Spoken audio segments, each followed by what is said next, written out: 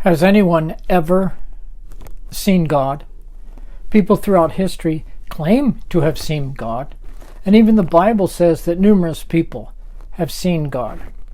Right? God visited Abraham along with two angels in Genesis 18. In Genesis 32, Jacob wrestles with a mysterious man, and afterwards says, "I have seen God face to face." Isaiah in Isaiah chapter 6 claims to have seen the King, the Lord Almighty. And Daniel says he sees the Ancient of Days with white hair and sitting on a throne. That's in Daniel 7. But then the Bible also says numerous times that no one has ever seen God and that no one can see God and live through it. So which is it? Have people seen God or not? Does the Bible contradict itself? So today, the verse I'm looking at is John 1:18, which says, "No one has ever seen God, but God, the one and only," meaning Jesus, "who is at the Father's side, has made him known." So here's the clue. We need to iron all this out. See, anytime God reveals himself and people see him, they are seeing only a partial and approximate sighting.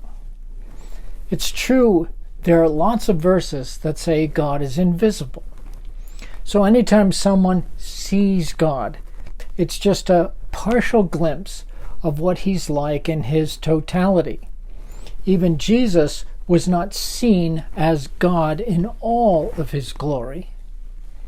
We know from Paul that Jesus had emptied himself and taken the form of a human.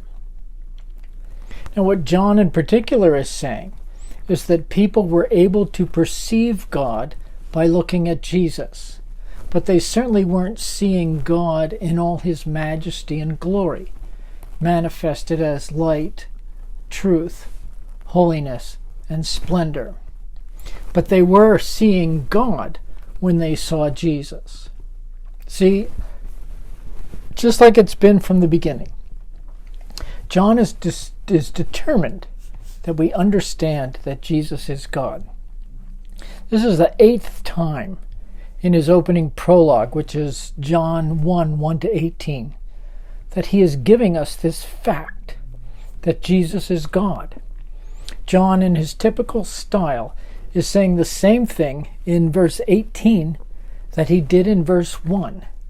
Jesus was with God, and he also is God.